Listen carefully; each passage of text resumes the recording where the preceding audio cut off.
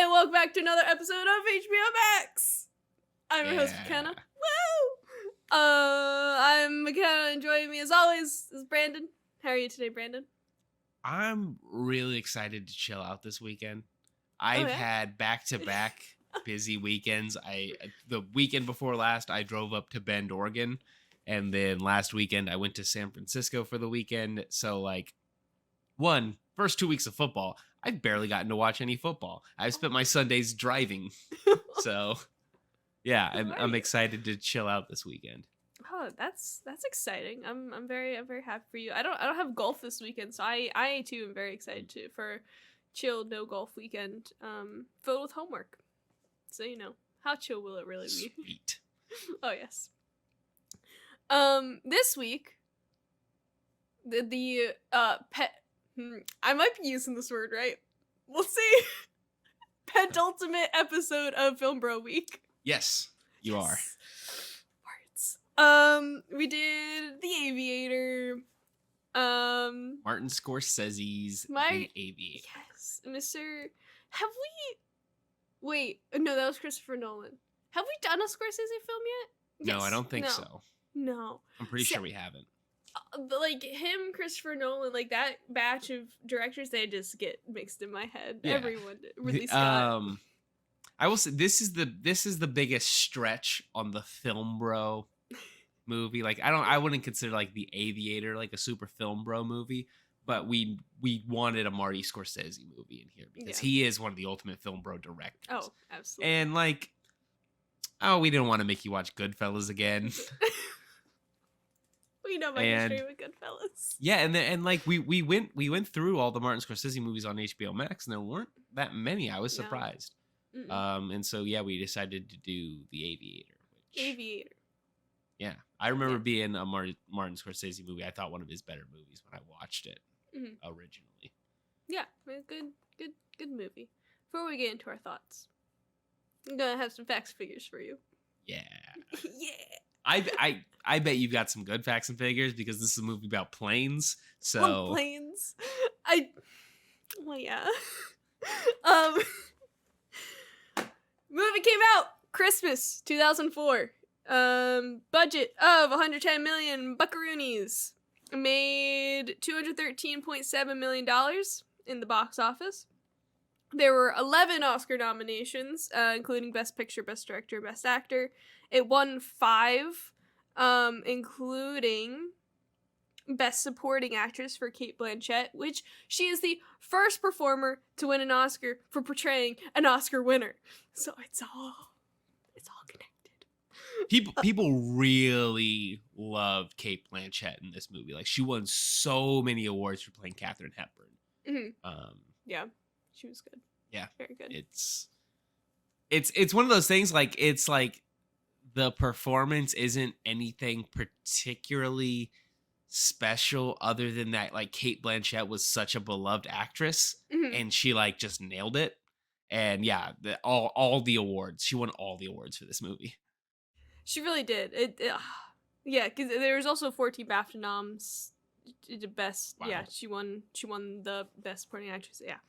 There were 2 color processes in this movie, which I didn't realize till after, because I noticed the coloring was a little bit weird in the first hour, especially during when there was a lot of green, during the golf course scene. Yeah. And it was on purpose. So the first 52 minutes was with early BiPAC color, or it was similar to how early BiPAC color films were colored. So it was 2 colors, so it was mainly red and cyan. And then the events that took place after 1935 were 3-strip Technicolor, and as the movie went on, it got the colors got there more vibrant. And you actually get an example of the BiPAC color in the movie with the Hell's Angels. Hell's Angels is a black and white movie, but has specific scenes in it that were tinted colors to reflect certain, things going on. Hell's Angels is a dope movie. Have you seen it?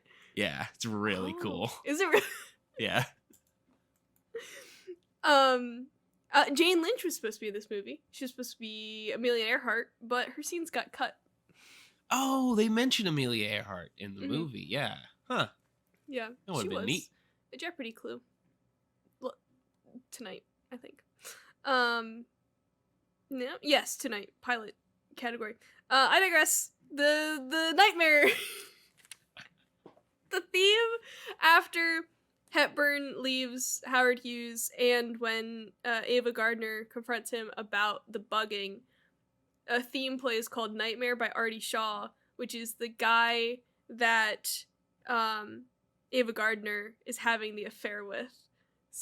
If that makes sense. Yes. Yeah, wow, that's neat. Yeah, I know.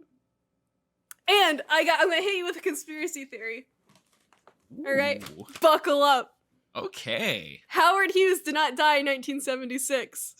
I've heard this. He allegedly faked his death and lived another 25 years and died in 2001.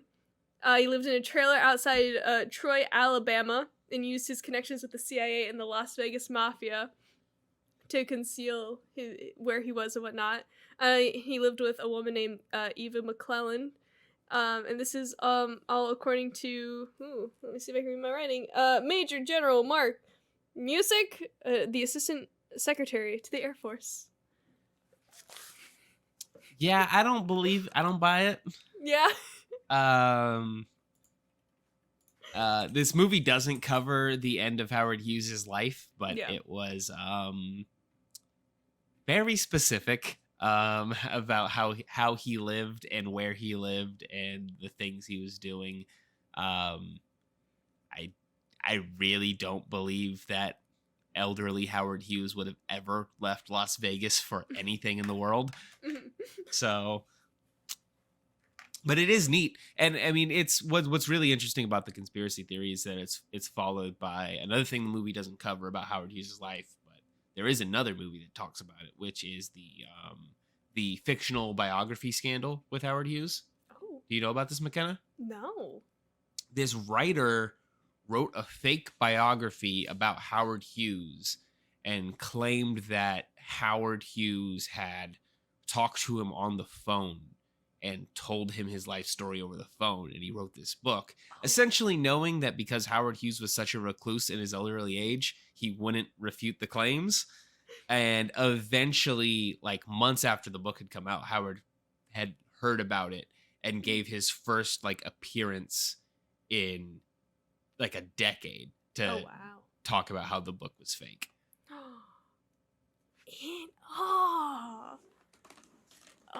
Yeah, there's a movie with what's his name, the guy from Pretty Woman. I can't think of his name. But yeah, it's that movie's kind of weird, but that book controversy is really, really interesting. I think they talked about it in the F for Fake. I don't know if you've ever heard of that movie, but that's Orson Welles' pseudo documentary about like fake paintings and other like scams throughout history. It's pretty cool. Oh, that's Richard Gere. Richard Gere. That's his name. Of course, Mr. Gere. Yes. Joe Mertens was screaming at the screen just now. Oh, yeah. Oh, that's. I couldn't even imagine. Like, oh god, like living like the fake biography about yourself. Oh no, like that. And then he had to make an appearance. Oh, that's insane. Yeah. Bonkers. A few plane facts for you. Okay. About some of the planes that were in the movie. So the Hughes H1 racer, which is the one, the when he crashed into the beet field. Yeah, the one he sets the airspeed record with. Yes, yeah. The original is in the Smithsonian National Air and Space Museum, which is very cool, and I need to go back to it, especially because I've had my plane phase since being there last time. Your plane phase? Your plane phase. Does everyone not go through a plane phase? Every time I bring up my plane phase, it's like I'm crazy. Did you not go through a phase where you tracked every single plane that you saw and was like, oh, this is where that plane's going? Did you did have, do you have a favorite plane? I might. I would have to think about it a little bit. I do know several planes. I would have to think about it, but I don't have a specific favorite plane. No. What's your favorite plane? See, mine has always been, it is the biggest commercial jet, the Airbus A380. I just really like the plane. It's a big plane, double-decker plane. You know? This movie has a big plane. This movie got a big plane. Until 2019, it was the biggest plane ever built. Oh, shit. I didn't realize that. Holy. Wait. Oh, I wonder. Oh, it's the one that took it over. Was it the one that, like... Let me look. It, like, has... It looks like an animal, sort of. With if I'm imagining what I'm thinking of. I still can't believe that it was all wood. And it... The scaled composite Stratolaunch? Aircraft built by Stratolaunch Systems to carry air launch to orbit rockets. Oh, never mind. This is a big-ass plane. This is not the plane that I was thinking of, but I do remember this plane. This is a double plane! This is connected double plane! This is like what you make out of Legos. Like, you got two sets, you just connect. Holy shit. Dude, planes are crazy. How do they stay up? Oh, so I don't... It was the largest wingspan of any aircraft. So I see. Like, depending on how you size out aircrafts, I'm not... Mm-hmm. You're more familiar than me. But yeah, the H-4 Hercules had the largest wingspan of any aircraft until this one in 2019. Wow. Huh.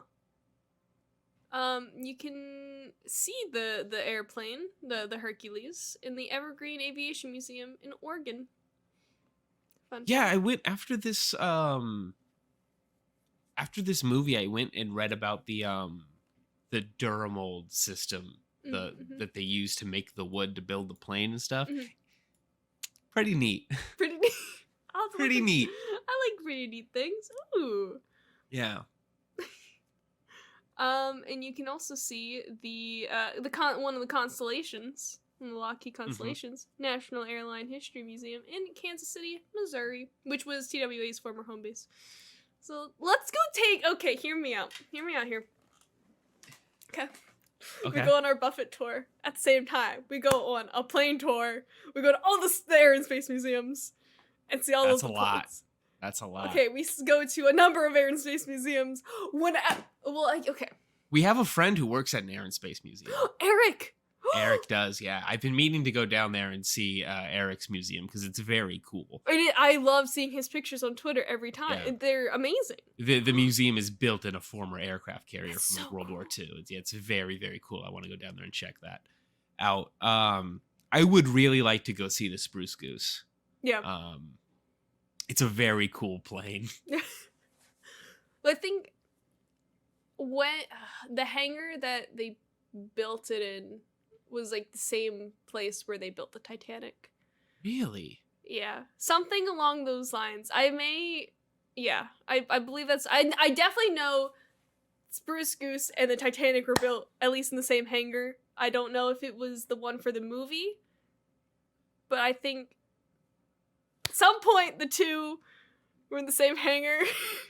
They don't really show the construction of the Spruce Goose in the movie. They mostly focus on the LX-11. That's the one you see when they're working on it. They're building, or the XF-11. But yeah, super. It only ever flew once. This big ass plane that they built, it flew one time. Planes are cool. Love planes. Planes are pretty cool. Planes are cool. I like I flew for the first time this in 10 years this year. Let me tell you what, I love taking off and landing. That is wild. Yeah, planes are weird. Planes are weird. They go so fast. They go really, really fast. Doesn't really feel like you're going that fast. But also just like the way that they like, especially like jet engines, the way they figured out like how to just like put air over a wing and let it go in the air. It's just, it's weird. Science is crazy. Science do be crazy. Science do be crazy. How? I just don't get it, but I'm here for it. It's a fun time. But yes, to transition into our thoughts. I do have time to plane. Time to when we see the first plane in the movie. Time to plane, okay. Time to plane. 2 minutes 36 seconds. They get into the planes real quick. Yeah. Who would have thought with the Aviator? Well, that is actually one thing that I took away watching the movie this time was I was like, they really focused in on Howard Hughes as the airplane guy, and like as a dude who did a whole bunch of stuff in his life, I really wondered why they decided to focus on the aviation stuff. Because I remembered this movie being like half about making movies, him doing the movie stuff, and then half about planes. And then I realized that they really skip over most of his film career. Like they almost don't even talk about Scarface, which is arguably his most influential film. Yeah, that's what I was reading through a bit of his Wikipedia here and there. And yeah, I was there was like and I was sort of reading it along with the movie. And I was like, "Oh, I'm excited to see how this bit just wasn't yeah, they pretty much just focus on the plane stuff. Yeah, well, planes are cool. Planes are very cool. What? Okay, so Howard Hughes. So planes, movies, and that is what he did. Planes and movies. I mean, he was also just like generally a business. Like they Business leave guy. out all of his like business stuff from the movie. Like he's the first American billionaire. Like oh shit! Oh, I didn't realize that. Yeah, he was extremely successful in his business endeavors, which is it's weird. This movie constantly like puts like this like financial pressure about Howard Hughes, about how he's losing all this money and he's putting all his money into these planes and stuff. But like, no, like throughout this entire time, like he became the first American billionaire, which is essentially like he was the first billionaire who didn't do it through like royalty, essentially.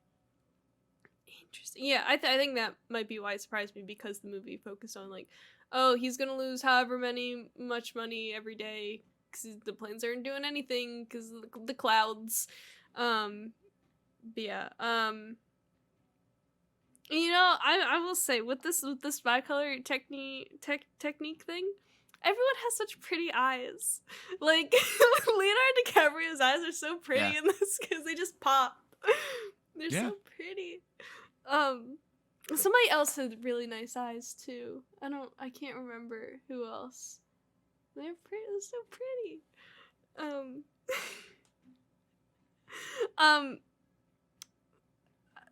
Okay, so before I realized it was a very bad crash scene when he did the XF-11, pre-crash, pre-anything going bad, that could have been the intro to Wings. with the nice music in the background and the plane stuff. And then it took a turn for the worse. Yeah, no, it's a gnarly crash. It is. I didn't realize that, and I this is gonna be a weird sentence to say. I like looking into aircraft disasters. I never heard about. Unless it completely slipped my mind. But like, I don't remember watching an air disasters on it or anything. So I don't think they've talked about it on Black Box Down either, which is actually like it's a pretty interesting story because the movie leaves it out. It was 100% Howard's fault that he crashed that plane. Oh, really? Yeah. Like, essentially, like, so it was a test flight of the XF-11. The Army Air Corps designated that it would be specifically a 45-minute flight.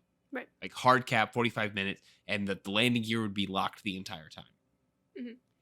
Howard didn't talk to any mechanics or engineers before he got into the plane, filled the plane up, the full tank, ignored the flight plan, and just like took off, immediately retracted the landing gear, and then tried to do a full extension because that would be like a essentially like that would be like a further test of the plane that like the landing gear and all that stuff worked. The landing gear retracting and coming back and forth became like a problem because nobody was ever planning for the landing gear to get retracted, so they didn't test any of the like the signals about whether or not it would retract or not. Oh, no. So he began like he turned around basically to try to get confirmation that his landing gear was making a full, retraction, and like came back out. Mm. When he came back around, the plane that was tailing him from the Army was like, okay, he went up, he did the thing, he came back around, we're taking off. He did the full test, we're taking off. He like flew for like an hour and a half to 2 hours trying to get the landing gear to like work. Oh my God. For what was supposed to be a 45-minute flight. Oh, no. If he had talked to the engineers, he would have known that there was an oil leak on one of the propellers that wasn't supposed to be a problem because the plane was only supposed to be in the air for 45 minutes. So it leaking oil for 45 minutes wouldn't have been a problem. It leaking oil for 2 hours, really big problem. So yeah, the propeller failed and he crashed the plane. Like, it was literally the entire thing. If he had just like went with the flight plan that he was supposed to, not a problem at all. It was entirely his fault that the plane crashed. Oh my God. Ah. Yeah. And he survived.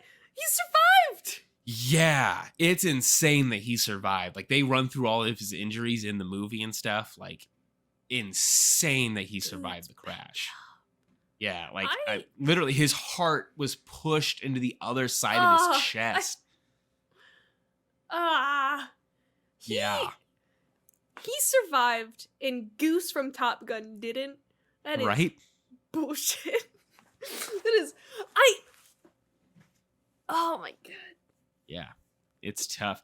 And then like the movie doesn't mention it, but I honestly think that they should have, which is like, following this crash, he became addicted to codeine afterwards because his body. Yeah, this combined with other crashes, like he had crashed the Hughes Racer before, mm-hmm. and like his body was just like totally messed up from this crash. Like, so he was addicted to codeine for the rest of his life. Mm. Jeez, how did he die? Was it? I don't know. Like, he died, I think, in the late 70s. Like, he lived to be pretty old. I think eventually, like, natural causes, but I would imagine it was probably involved with, his body was kind of a mess at that point. Let's see. I'll look it up. Other things you got to talk about?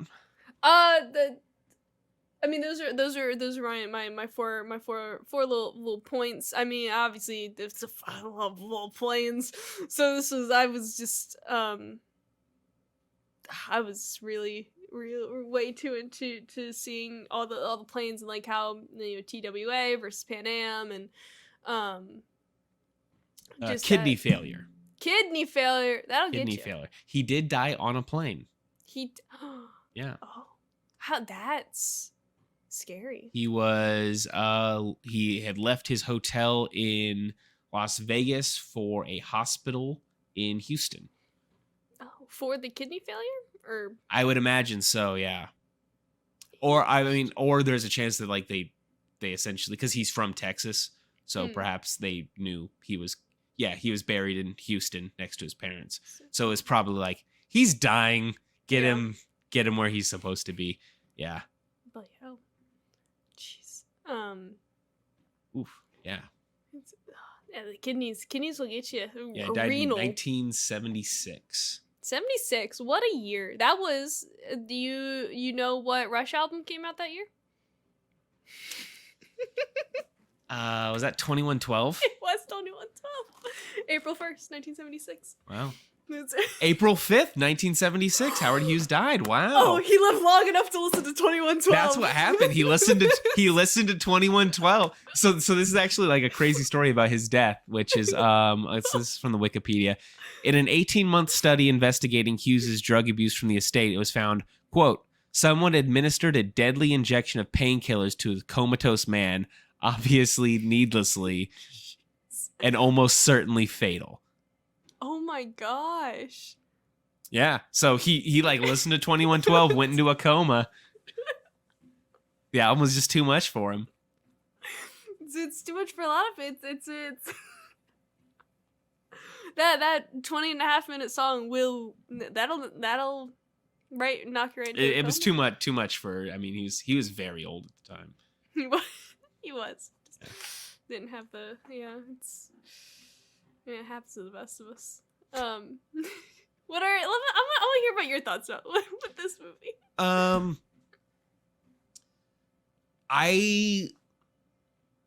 I liked this movie less this time that I watched it than I initially. Initially, I thought that this was arguably Martin Scorsese's best movie. I thought it was really good, a really big epic about this guy. Now watching it, I think it's got some problems. One major problem that I think the movie has, and I'll get to in a second. I thought the first time that I watched it too, and really confirmed it for me this time. I think that the best thing that the movie does is the portrayal of the obsessive compulsive disorder that Howard Hughes had, and the way that like really what this movie does is it takes you up until the point where the OCD completely took over his life, right? Mm-hmm. I think it does that progressive buildup over time. Like you see the tics throughout the movie, and you see how they build up to the point where he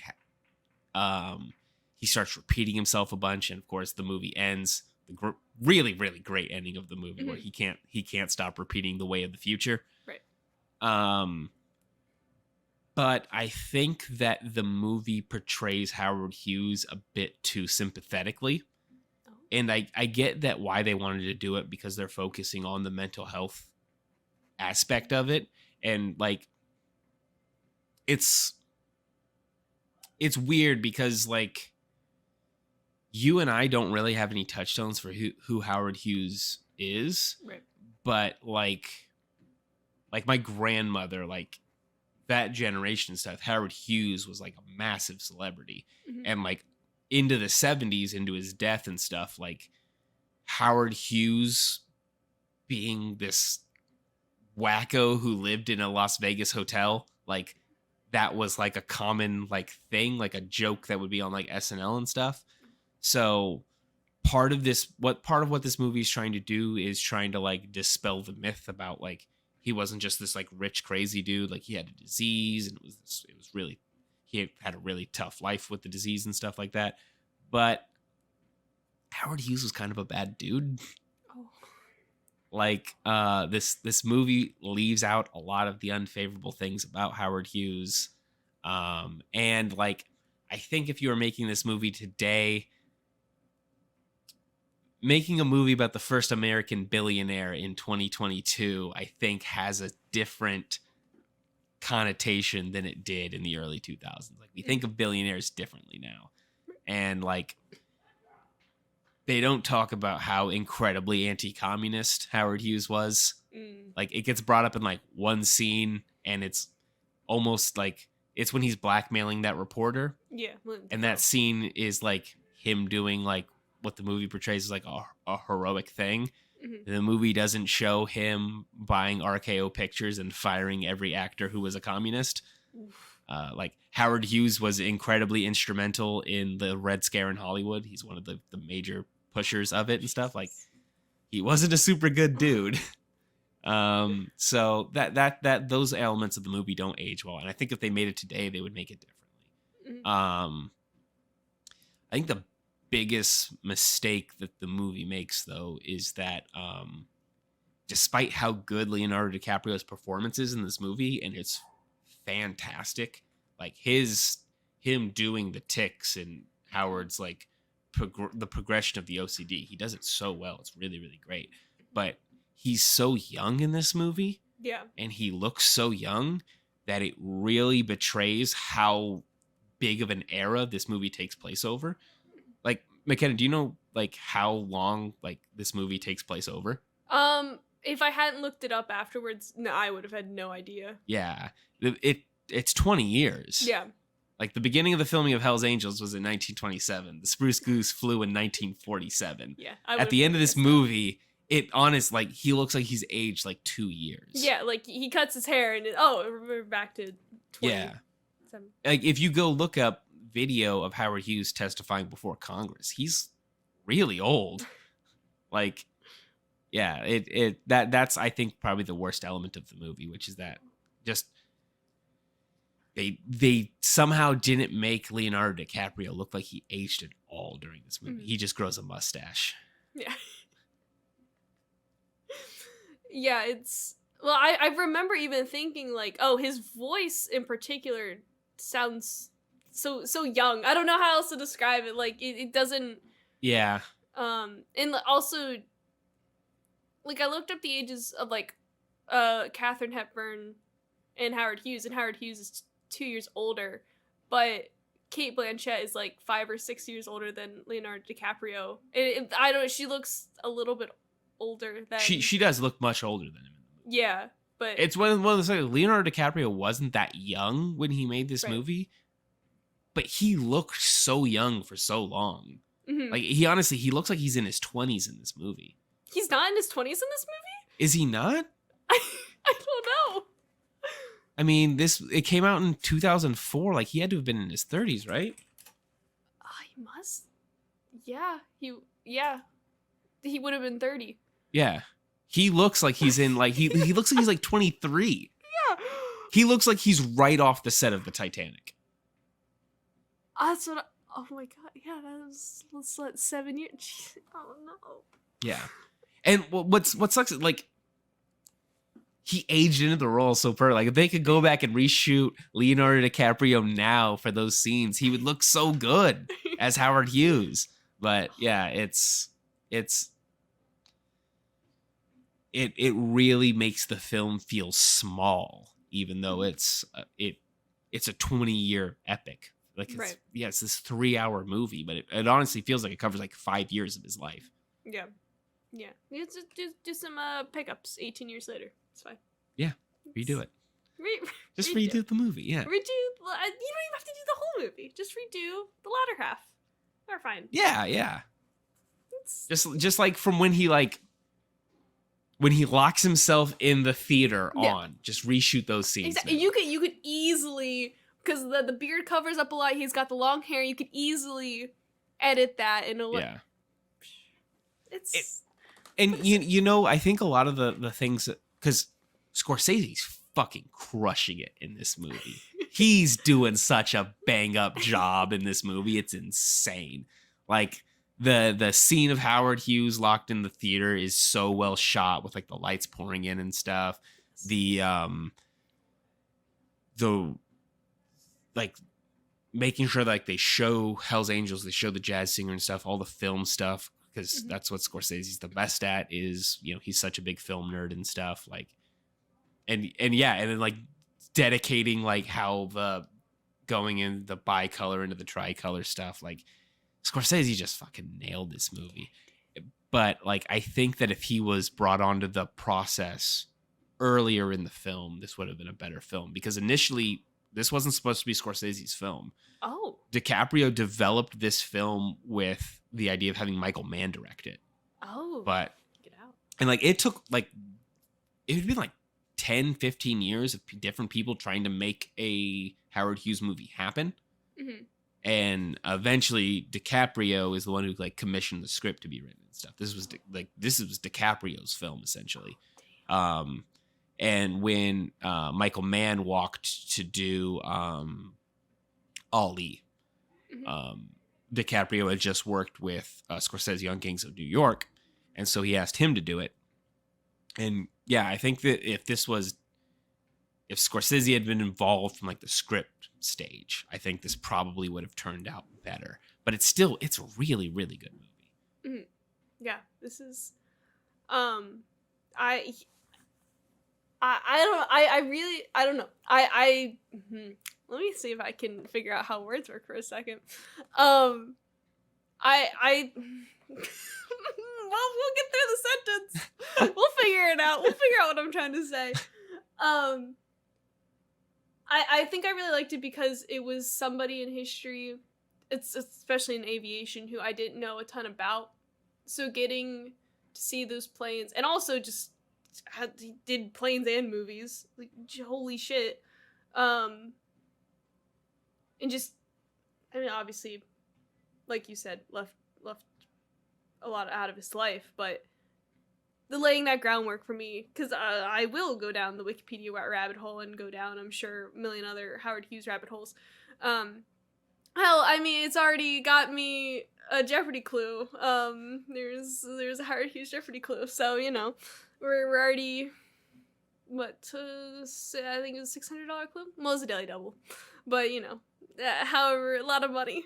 But you know, I really.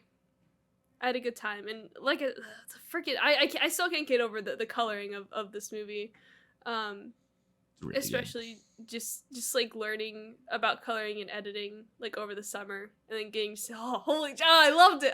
It was I think so super smart, very well done, and just progressing with them so good. Martin Scorsese, what else has he done? What else has he done? His big ones are Raging Bull, Goodfellas, Casino, The Wolf of Wall Street. He's made a lot of movies. Did he do Shutter Island? Yes. I've seen that one. Shutter Island's pretty good. The Color of Money, which is a movie I really like.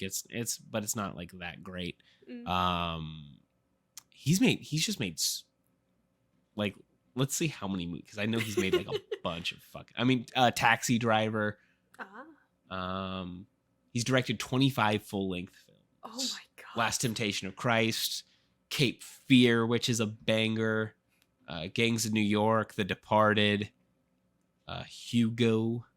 Oh, we watched that in French class in 6th grade. There's Hugo? A fun fact for you. Yeah, that was pretty good. I've never seen Hugo, but I've heard it's very good. I remember the book in the library. At the time, it was like the biggest book I'd ever seen, but most of it were pictures. I never read it though. I had a few friends who read it, but yeah, we watched the movie. Yeah, he's pretty good. Yeah, he's pretty decent. Yeah, it's pretty decent. I hope. How is he? How old is Mr. Scorsese? He's got to be like 90. What? Oh no, 79. Holy moly! I was gonna say, because how old's fucking Clint Eastwood? Oh. I thought Clint Eastwood was in his 90s. But yeah, Scorsese, man, just Scorsese. Yes, Clint Eastwood's 92. Clint Eastwood's that much older than Scorsese? Well, that's crazy. Huh. Scorsese's been apparently his movies very pivotal moments of my life. Well, not very pivotal. Oh no, when you saw Goodfellas, pivotal moment. So you know, you got 6th grade French class, senior year English, and the first the second date with Spider-Man. Very, very, very pivotal moments in my life. And now with the Aviator getting you a Jeopardy clue. Yes, the four pivotal moments in my life that I look back on every day. And Martin Scorsese was there for all. Marty was there for all of them. I do plan on Wolf of Wall Street on Amazon Prime, so I'll watch that soon. He's got a lot of bangers. I have the Criterion edition of Raging Bull in 4K. That movie's pretty sweet. Raging Bull. I don't know. Is that It's not going to be what I think it's about. What is Raging Bull about? It's a boxing movie. Okay, yeah, definitely not what I was thinking. About it. It's like based on a true story boxing movie. It's a pretty good movie. Interesting. A lot of 1980. A lot of boxing movies around that time. Yeah. You got Rocky. That's the only boxing movie. Rocky was like 70s, right? 70. Oh yeah, I suppose. Yeah, late 70s, and then 70s. Like the Rocky sequels, 80s. Yeah, Philadelphia. Do they all take place in Philadelphia? No, Raging Bull is in New York, I think. Yeah, East Coast, West Coast. No, West Coast, Best Coast. Hear me out. We have hosses over here. We also have buffets in the West Coast. You don't have Haas's. Oh, the Tony Salad update. Now that I've not expertly stuck in Haas's. Tony said, it says follow up the question that I brought up, that I texted Tony in the middle of the episode about, for those who may not remember, is the Tony Salad everlasting? As in, will he be eating it 10 years from now? And he said 100%. And then I brought up, potential, reaching out for a Haas's sponsorship, and he said, if we get it, he's coming along. So now I'll say this. Mm-hmm. I didn't specifically ask if he was still going to be eating Tony Salad. Wait, what was I supposed to ask? Will he still be calling it Tony Salad in his 40s? Will he still be calling it the Tony Salad? Oh yeah, no, I can answer that for him. Yeah. This.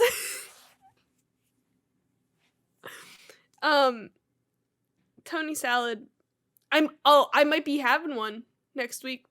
Ooh, having a Tony Salad? Might be having a Tony Salad. Which I would like to clarify, because listener of the show, Robbie, who is my friend from high school, he texted me and said, "Isn't that just a chef salad?" No, it is not. No, it's not a chef salad. Exactly. There's no egg. There's no... It has to be ham cubes. You can't throw in turkey or chicken. It's not... There's no tomatoes. There's no cucumbers. Yeah, I was gonna say, I've had a chef salad quite a few times. Chef salad, yeah, you're getting all kinds of stuff on a chef salad. Yeah, exactly. There we go. Not a Tony Salad. That is... that is my... I still haven't heard back from Haas's. I emailed them earlier. We'll wait on that one. That might take them a while. I don't know if they have a specific department for like podcast sponsorships, Yeah, no, I just had to send it to their comments at Haas's.com. So I got an automated response that said they'll get back to me with a... I'll read you that. Thank you for your email. A representative will be in contact with you soon. Okay. Vice President of Operations. Automatic response. But I was gonna say, you might want to dig into like the website and see if you can find out like who their marketing guy is. Yeah, I'll go on LinkedIn. I'll go find people.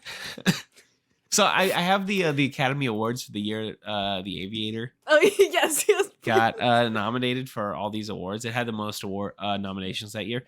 Alan Alda got Best Supporting Actor. Really? He didn't win, but he got nominated for Best Supporting Actor in this. Alan Alda. He was good, but I don't know if I would specifically put him as. Yeah, that's pretty crazy. Like, especially compared to the best supporting actress from this movie being Cate Blanchett. Yeah, I wonder if that was like sort of like an honoring thing of Alan Alda, because like I don't know what his career looked like in between this and like MASH. Right. If he had been like working a lot. Mm-hmm. But yeah. Interesting. Who did they lose out to for Best Picture? $1 Million Baby won a lot of awards, and you know what? That movie sucks. $1 Million Baby. Is that the one with the quiz show? It's a boxing. Oh, another boxing. What's the one with the quiz show? Quiz show. Quiz show. No, there's something. There's another thing with the millionaire in it, I think. Slumdog Millionaire. Slumdog. Yeah, I get those mixed up. Is there also a movie from that time called Quiz Show? Because I'm gonna go watch that. Have you not seen Quiz Show? No, I haven't seen Quiz Show. Is it about the quiz show scandals? Yes. Ooh! Sorry. It stars Voldemort.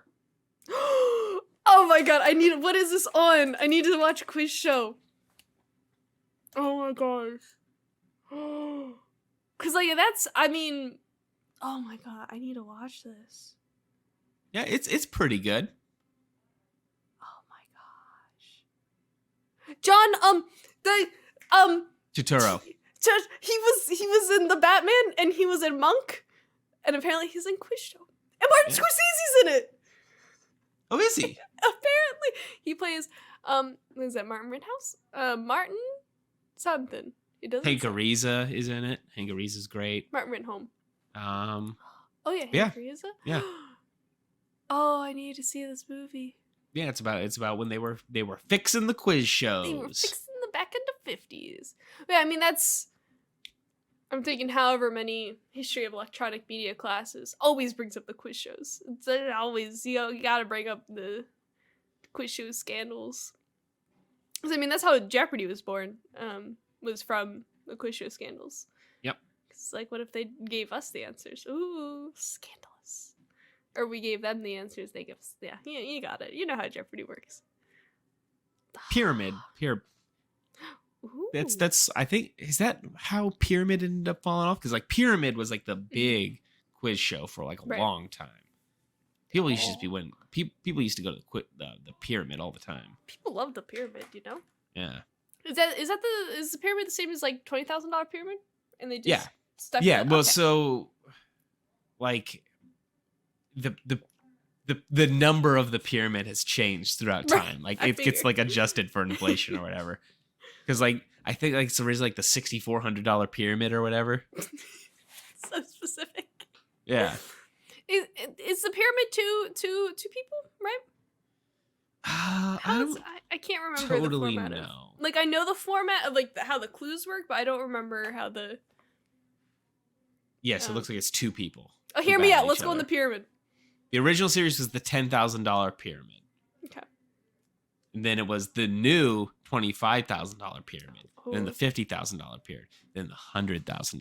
Or is that still currently airing? No. Damn it. I was gonna say I know Pyramid's like gone off and on the air. Yeah. Okay, so yeah, there's since 2016 to present. There's a new. I think it's just called Pyramid now. Like Pyramid. I don't think they put the money in the name anymore. They were sick of rebranding it. Yeah. Oh, Deal or No Deal's on Amazon Prime. Interesting. Shattered Glass. I'm just going through Amazon Prime at this point. Love quiz shows. Shout out to quiz shows. They're so good. We do like quiz shows, right? I got a gripe with Wheel of Fortune though. Really? I have many gripes with Wheel of Fortune.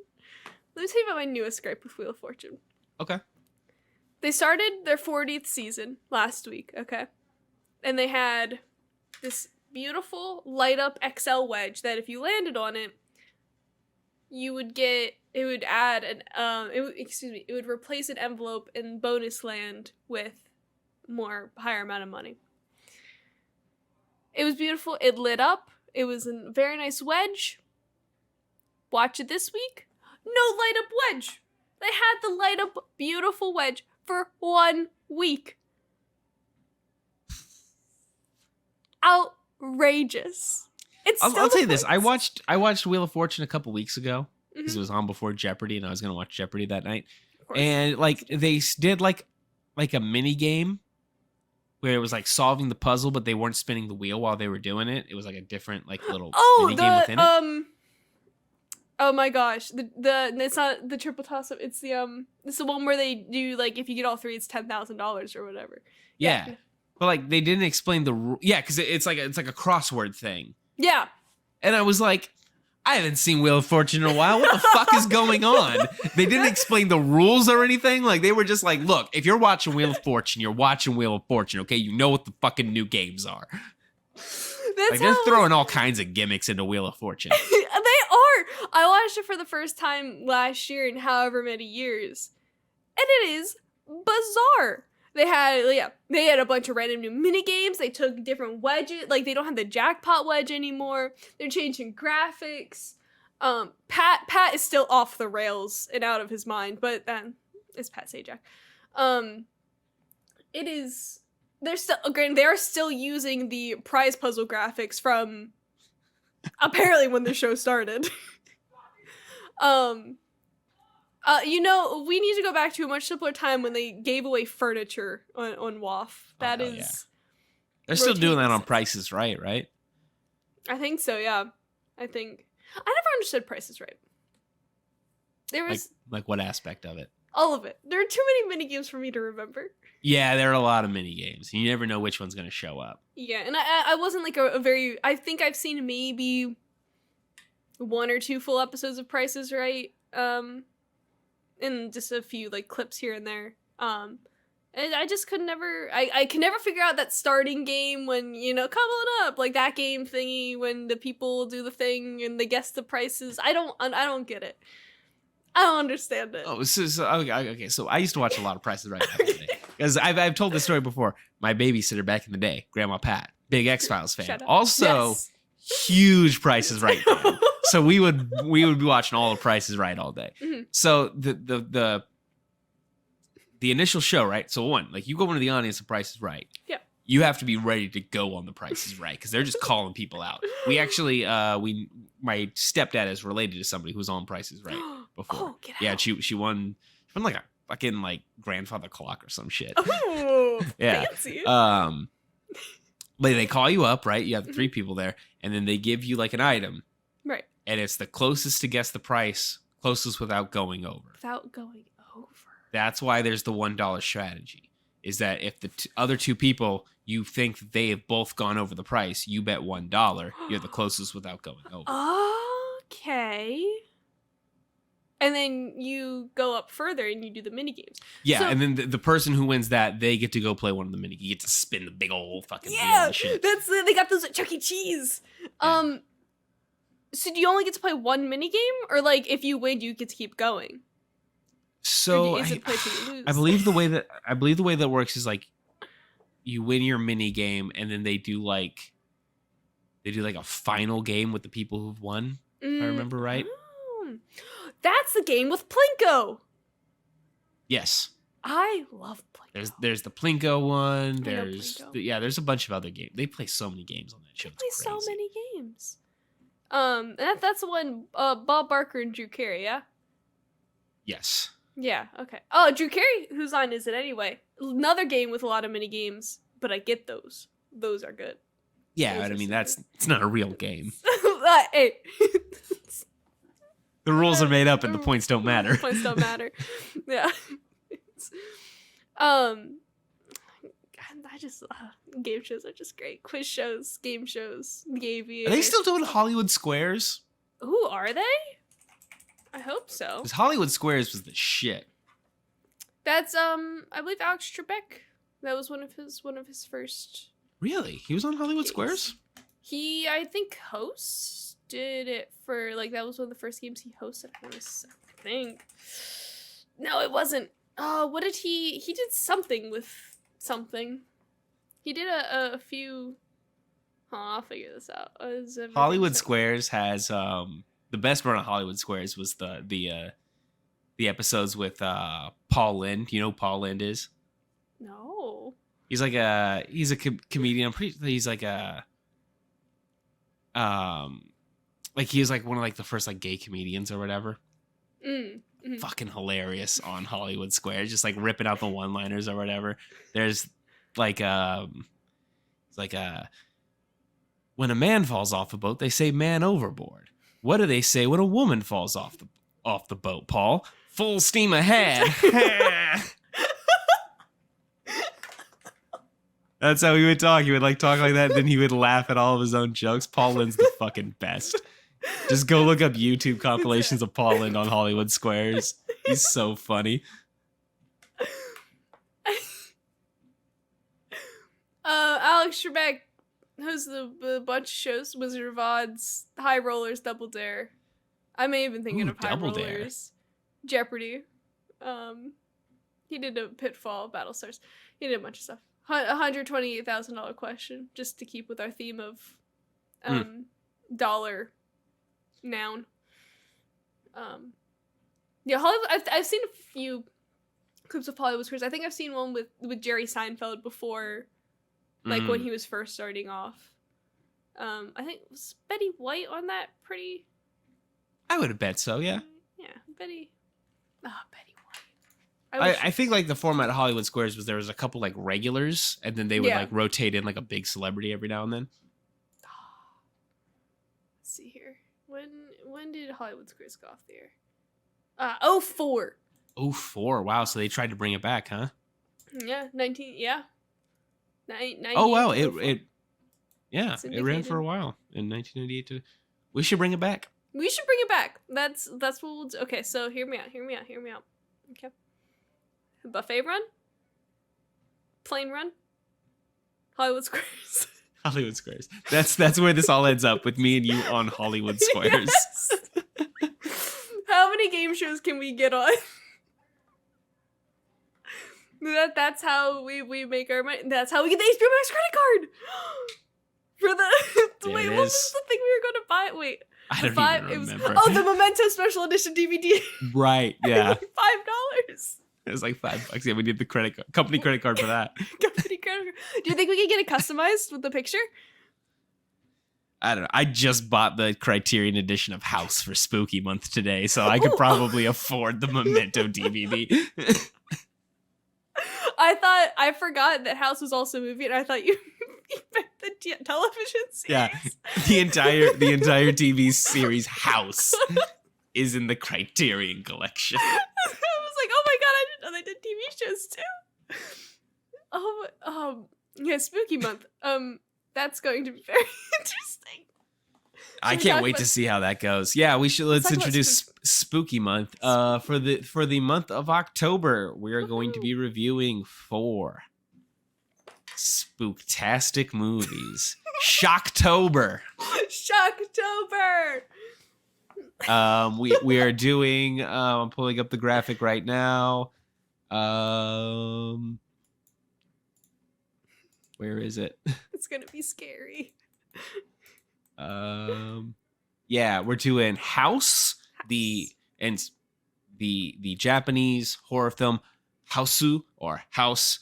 We're doing the Blair Witch Project, The Exorcist, and The Fly. Ooh, Jeff Goldblum. I'm disappointed with HBO Max's horror film category. Ooh. These are all bangers. All 4 of these are bangers. House was going to be on this no matter what, because House is a fucking wild ass film. I can't wait to talk about House. But like I was really hoping we could do like Alien or The Thing or a couple of my big favorite horror movies. Mm-hmm. Evil Dead 2 is not on HBO Max anymore, which is one of my favorite movies of all time, and we are still sticking to the format. Damn it! Yeah, we will stick to the format until they make us. Yep. So these are the ones we're doing. All 4 bangers. Mm-hmm. We're starting off light. Makenna probably won't be too scared by House. Okay, that's as Makenna, I am excited for that. House is mostly a fun movie. Okay. But when discussing, we were doing theme months, and I said, okay, we're gonna start off with this, and then we're gonna do Spooky Month. Makenna in Discord sent me the message, Brandon, scare the shit out of me. Did I really? Yes, you did. So, oh no! Oh, I regret it. I'm gonna check the date on that. I need to see. I believe you were drunk. Yes, that's what I was gonna check. I was gonna check about that. Blair Witch Project. I don't know how scared you will be by Blair Witch Project. I find it a bit scary, but a lot of people don't. The Exorcist might fuck you up. The Fly. We'll see. We'll see how The Fly does. Because I don't find The Fly particularly scary. The Fly's gross, is what it is. Oh no! Okay. Will my love for Jeff Goldblum? How will my love for Jeff Goldblum? Oof. Oh man. Do you know anything about The Fly, Makenna? No. Okay, we're gonna leave it that way. Oh, I'm nervous. But apparently I told you to do your worst, so. Yep. But no, we're starting off with House, which will be a very fun way to start off Shocktober. Yeah. Oh, I'm excited because I don't have a very seasoned history with anything scary. So, I mean, I think I've seen 2 technically scary movies. So, which ones? I've seen A Quiet Place and Silence Okay. of the Lambs. Okay. Oh, and The Shining, technically. So 3. Yeah. Shining's not scary. Shining made me mad, but we know why. I think I've talked about that. We've mentioned The Shining quite a few times on this show. Yes. There were quite a few movies I was hoping we were going to be able to do this month. Ouija is on HBO Max. Ouija 2, the good one, is not. I really wanted to talk about Ouija 2. We can't do Ouija 2. We can't do Evil Dead 2.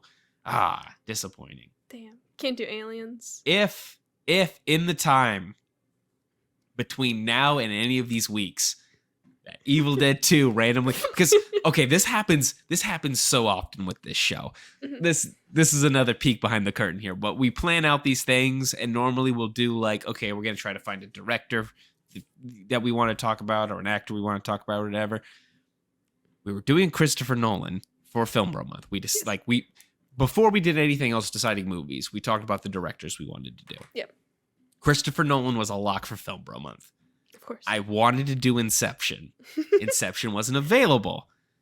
Guess what just got put on HBO Max this week, Makenna? Inception, of course. This happens all the time where there'll be a movie that I want to guest on for or whatever, and it's not on there. And as soon as we have them on, I see the movie on the just added section. They're fucking with us. Or the reverse will happen, like with what happened with Mario when he was on the first time, where his movie went off of HBO Max. Yeah, or with Kate, where we wanted to talk about, and it got a week before she came on the show. Yeah, it's HBO stuff Max comes and goes on HBO Max so often.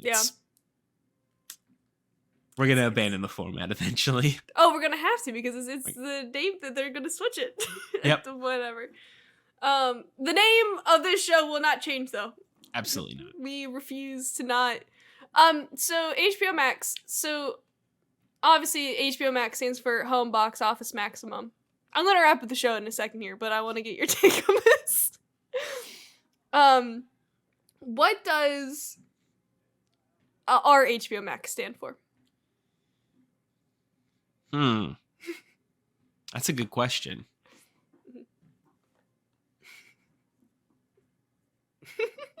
That's a really good question. I don't know. Love an acronym. We're gonna have to. Should we come back next week with our own? Yeah, well, let's take a week. Mm-hmm. Come up with some ideas. You and the audience. That's what I want you to do. Yeah. This week, what you're gonna comment in the comments on YouTube. Comment what you think our HBO stands for. Yes. And for legal reasons, it cannot be home box or office. Yeah, it can't be the home box office. No. Yes. The YouTube, subscribe, do the comment, and like, and turn the bell on, and please do all of the things. Tell people about it. Share this episode with somebody. This is a fun one. I really enjoyed this episode. This is a fun one. Share last week's. We barely talked about the movie this week. We spent a lot of time talking about planes. Spent a lot of time talking about other stuff. Quiz shows. But that's HBO Max at this point. Yep. You come for half of a movie review, half of us just talking. Like this is just our regular conversations. Yep. Brandon, where can people find you? They can find me at Jose Ruckus on the Instagram, on the Twitter, on the TikTok. I always almost say Snapchat, and you can't find me on Snapchat. They can subscribe to the Jose Ruckus Podcast Network on there. If you check out my Twitter profile or anything like that, you can see that. We've got Pop Cultural Studies. We've got Bring the Ruckus, a Jose Ruckus sports podcast. We've got all kinds of stuff over there, so check those out. Woo! You can find me on Twitter at PotterPants212. There's a link in my bio for other places you can find me, such as Simply Sassy or Instagram if you want. And you can also follow the show on the Twitter at HBO Maks. Same with, we were talking about YouTube stuff, but once again, subscribe, like, comment, share, notification bell. And we're also on Anchor, where you can find us on Spotify, Apple Podcasts, all of the things. What's on HBOMax.com? I don't know. Because we have HBOMax.com. We do have HBOMax.com. It's nothing. It's nothing. Don't go there. Don't go to HBOMax.com. I need to go and just like redirect that to the YouTube or something. I think we may have had a link tree in the beginning with like maybe 2 links. Yeah. I don't think, yeah. Or maybe the Anchor. I don't remember. But yes, follow, share, go tell anybody and everybody, because this is a show for the people. Yeah. Next week, we're going to be dipping our toe into Spooky Month just a bit. We have one more Film Bro movie to do. Yes. We're doing American Psycho. Yes, we're segue, because we're very good at segues here. We planned that one out. Yes. Yes. Of course. Only the most planned things happen here. Thank you for watching. Go fly a plane.